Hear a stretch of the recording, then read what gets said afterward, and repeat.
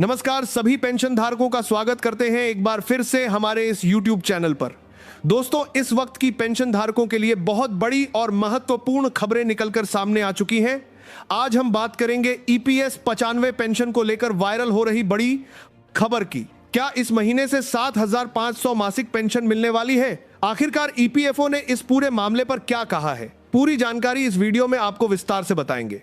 दोस्तों, पिछले कुछ दिनों से सोशल मीडिया पर एक पत्र तेजी से वायरल हो रहा है। इस पत्र में दावा किया जा रहा है कि EPS 95 पेंशन धारकों की न्यूनतम पेंशन बढ़ाकर 7,500 प्रति माह कर दी गई है। इतना ही नहीं, इसमें यह भी कहा गया कि नई सरकार पेंशन का भुगतान जल्द शुरू होगा। इस खबर के बाद लाखों पेंशनरों में उत्साह देखने को मिला, लेकिन अब इस पर बड़ा खुलासा हो चुका है।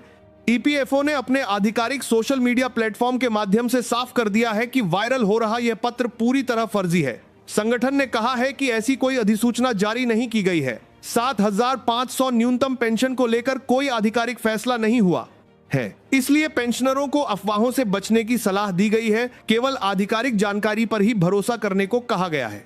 वायरल पत्र में दावा किया गया था कि 30 जून से नई पेंशन व्यवस्था लागू कर दी जाएगी। साथ ही यह भी बताया गया था कि 1 जुलाई से संशोधित पेंशन सीधे खातों में जमा होगी, लेकिन EPFO ने इन सभी दावों को गलत बताया है। संगठन के अनुसार इस जानकारी पूरी तरह भ्रामक है। पेंशनरों को सतर्क रहने की आवश्यकता है। किसी भी अनधिकृत सूचना पर विश्वास नहीं करना चाहिए। जानकारी पूरी तरह भ्रामक है। अब बात करें वर्तमान व्यवस्था की, तो EPS 95 के तहत न्यूनतम पेंशन अभी 1,000 प्रति माह निर्धारित है। यह राशि पात्र पेंशन भोगियों को दी जाती है। लंबे समय से पेंशन बढ़ोतरी की मांग की जा रही है। विभिन्न संगठन न्यूनतम पेंशन बढ़ाने की मांग सरकार के सामने रख चुके हैं, लेकिन अभी तक इस पर कोई अंतिम निर्णय नहीं लिया गया है। EPS योजना औपचारिक क्षेत्र के कर्मचारियों के लिए लागू होती है। जिन कर्मचारियों का वेतन निर्धारित सीमा के भीतर होता है, उन्हें इसका लाभ मिलता है। कर्मचारी और नियोक्ता दोनों का योगदान इस योजना में शामिल होता है। इसी अंशदान के आधार पर भविष्य के पेंशन तय होती है। लाखों कर्मचारी इस योजना से जुड़े हुए हैं, इसलिए इससे जुड़ी हर खबर महत्वपूर्ण मानी जाती है।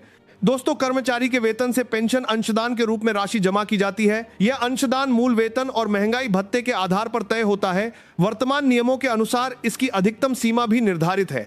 इसी योगदान के आधार पर पेंशन फंड तैयार किया जाता है। बाद में पात्रता पूरी होने पर पेंशन का लाभ मिलता है। यह पूरी प्रक्रिया नियमों के अनुसार संचालित होती है। अब सवाल आता है कि EPS पेंशन की गणना कैसे की जाती है। तो इसके लिए पेंशन योग्य वेतन और पेंशन योग्य सेवा को आधार बनाया जाता है। निर्धारित सूत्र के माध्यम से अंतिम पेंशन राशि निकाली जाती है। सेवा अवधि जितनी अधिक होगी, उतना लाभ मिलने की संभावना रहती है। इसलिए यह पूरी तरह सेवा और वेतन पर आधारित व्यवस्था है। इसी आधार पर भुगतान तय होता है। EPS 95 के अंतर्गत केवल सदस्य पेंशन ही नहीं, बल्कि परिवार को भी सुरक्षा प्रदान की जाती है। विधवा या विधुर पेंशन का भी प्रावधान मौजूद है।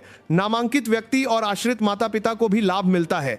न्यूनतम पेंशन राशि निर्धारित की गई है। इससे परिवार को आर्थिक सहायता मिलती रहती है। यह योजना सामाजिक सुरक्षा का महत्वपूर्ण माध्यम है। बच्चों और अनाथों के लिए भी अलग अलग पेंशन लाभ उपलब्ध हैं। पात्र बच्चों को निर्धारित आयु तक पेंशन दी जाती है। वहीं अनाथ बच्चों के लिए विशेष प्रावधान रखा गया है। यह सहायता परिवार की आर्थिक स्थिति को मजबूत बनाने का प्रयास है। EPFO की यह पात्र बच्चों को निर्धारित आयु तक पेंशन दी जाती है। व्यवस्था लंबे समय से लागू है। लाखों परिवार इससे लाभान्वित हो रहे हैं। अब बात करते हैं 8वें वेतन आयोग से जुड़ी बड़ी खबर की। लखनऊ में 2 दिवसीय महत्वपूर्ण बैठक आयोजित की जा रही है। इस बैठक में कर्मचारियों और पेंशनरों से जुड़े विभिन्न मुद्दों पर चर्चा हो सकती है। आयोग विभिन्न संगठनों की राय लेने का प्रयास करने के लिए बड़ी खबर की रहा है। इसी आधार पर आगे की रिपोर्ट तैयार की जाएगी, इसलिए यह बैठक काफी अहम मानी जा रही है। जानकारी के अनुसार आयोग देश के अलग अलग शहरों में बैठकें कर रहा है। इससे पहले दिल्ली और जम्मू कश्मीर में भी महत्वपूर्ण चर्चा हो चुकी है। अब लखनऊ में सुझाव और मांगों पर विचार किया जाएगा। इसके बाद अन्य शहरों में भी बैठकें प्रस्तावित कर रहा है। इसके बाद एक साथ आयोग देश के तैयारी के आयोग स्थान दिल्ली और जम्मू कश्मीर में भी महत्वपूर्ण चर्चा हो चुकी है। इसके बाद अन्य शहरों में भी बैठकें प्रस्तावित कर रहा है। आयोग सभी पक्षों की राय जानना चाहता है ताकि व्यापक रिपोर्ट तैयार की जा सके। कुछ कर्मचारी संगठनों का कहना है कि उन्हें पर्याप्त प्रतिनिधित्व नहीं मिला है। विशेष रूप से पावर सेक्टर से जुड़े संगठनों ने अपनी चिंता जताई है। उनका मानना है कि आयोग को उनकी राय भी सुननी चाहिए, क्योंकि आयोग की सिफारिशों का असर उन पर भी पड़ेगा। इसलिए वे अपनी मांगों को आयोग तक पहुंचाना चाहते हैं। इस मुद्दे पर चर्चा लगातार जारी है। वहीं आउटसोर्स और संविदा कर्मचारियों से जुड़े संगठन भी अपनी बात रखना चाहते हैं। उनका कहना है कि आयोग को उनकी समस्याओं और मांगों पर भी विचार करना चाहिए। बड़ी संख्या में कर्मचारी इस व्यवस्था में कार्यरत हैं, इसलिए उनकी अपेक्षाओं को भी महत्व करना चाहिए। उनका कहना है कि आयोग को मिलना चाहिए। आने वाले समय में इस विषय पर और चर्चा हो सकती है। फिलहाल सभी की नजर आयोग की प्रक्रिया पर बनी हुई है। दोस्तों, 8वें वेतन आयोग का गठन नवंबर 2025 में किया गया था। इसके बाद आयोग ने अपना कार्य शुरू किया। वर्तमान में विभिन्न संगठनों और कर्मचारियों से सुझाव लिए जा रहे हैं। इन्हीं सुझावों के आधार पर रिपोर्ट तैयार की जाएगी। रिपोर्ट आने के बाद देखते हैं कि और वर्तमान में विभिन्न संगठनों और कर्मचारियों से सुझाव लिए जा रहे हैं। बाद सरकार आगे का निर्णय ले सकती है, इसलिए कर्मचारी और पेंशनर दोनों इसकी प्रतीक्षा कर रहे हैं।